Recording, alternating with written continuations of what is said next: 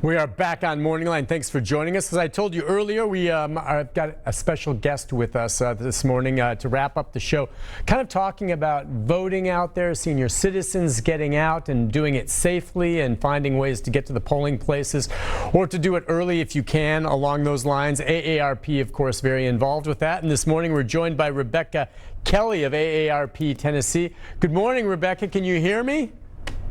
Yes, I can. Good morning, Nick. How are you? Good to see you. You're looking good. We've got a great shot of you, and it's loud and clear. So, all right, AARP getting involved. This is a big election year. How powerful would you say the older vote, the older lobby is, much of which is involved with AARP? How powerful can it be if everyone gets out and votes? It can be very powerful, very powerful. So older to us is 50 and over, okay. And that's the single largest voting bloc in the country and has been for quite a while. In the 2016 presidential election, older voters comprised 58% of the votes. And then in the 2018 midterms, that grew to about 61%. Wow. So it's a large group of people. They really are the ones that get out and vote first and foremost most, don't they? They do. And, I think that they've realized how important it is. By the time you get to be 50 or 60 or 70 or 80 or 90, you have seen close races. You appreciate the right and the opportunity to vote. And so they're serious about it. And I'm delighted. Yeah. And again, you have Republicans, you have Democrats, you probably have some independents. But I think especially as you get to that older age group, and truly 50 is not old, okay, but I mean, starting from that, again, it's the American Association of Retired Persons. The issues that are important to them are the same every election. I know it can change with additional ones, but it's things like Social Security, Medicare, prescription drug plans, things like that. Is that still near the top of the list, or what are you seeing right now as the most important issues for that group? It is. Thank you. And let me clarify just a couple of things. Yeah. 50 is not old. And we are Yeah. AARP. We're not that name that you said. Oh, we are okay. just the acronym. We're just the acronym AARP because about half of our members are still in the work world in some way. They're Sure. working part-time or they're consultants. So we're no longer an association for retired people only. And that's the reason we dropped the name. So just AARP, like AT&T and IBM and those acronyms. But also, we are nonpartisan. Some folks think that we lean one way or the other.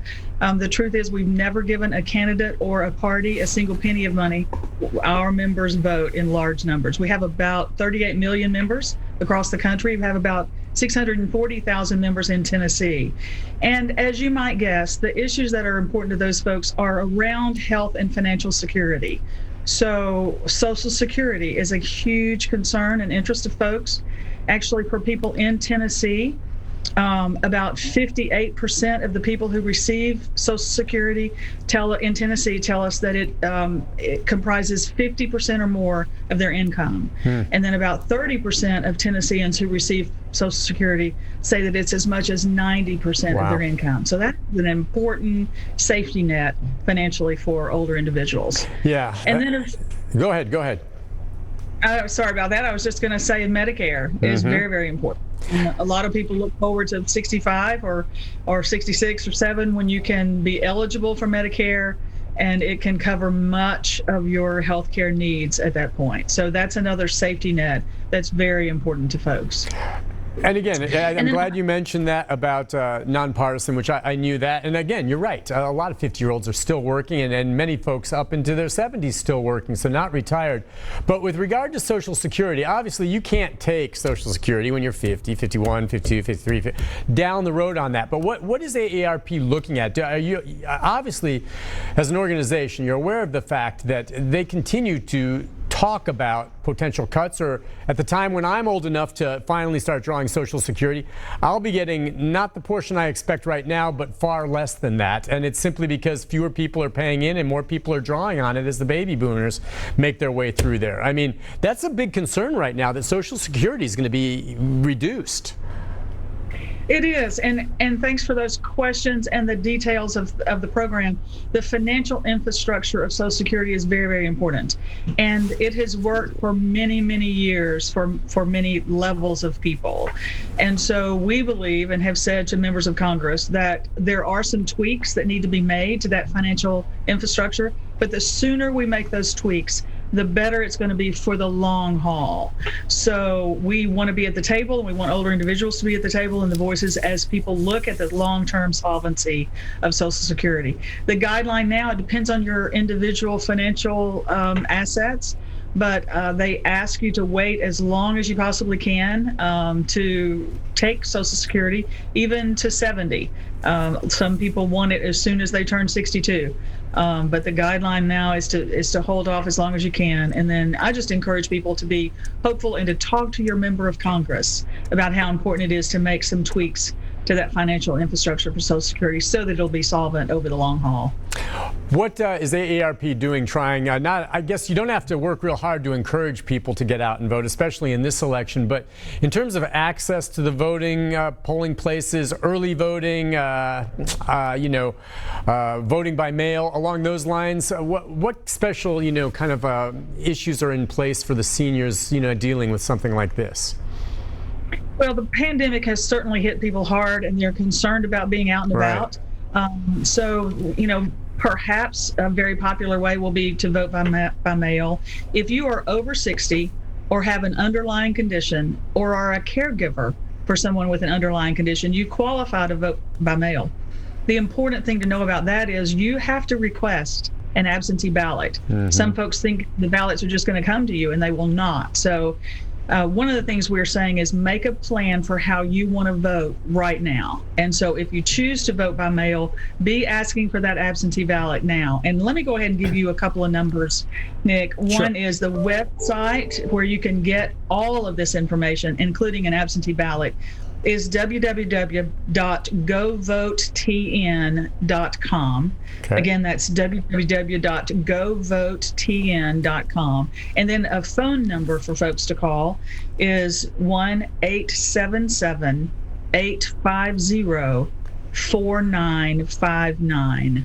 I'll repeat that, 877-850-4959. And that's the state election office.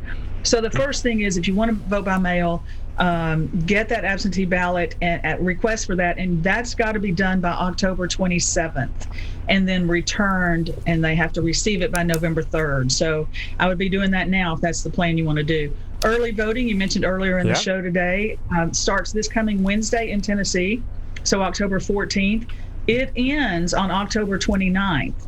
A lot of people think that it doesn't end until election day, but you have between October 14th and October 29th to go in person and vote early.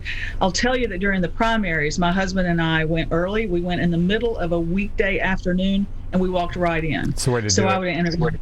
Yes, it was very safe, and I encourage folks to do that. And then, of course, you can wait till Election Day. As I think you also said earlier in the show, lines could be long, but if that's your tradition and that's what you love to do that.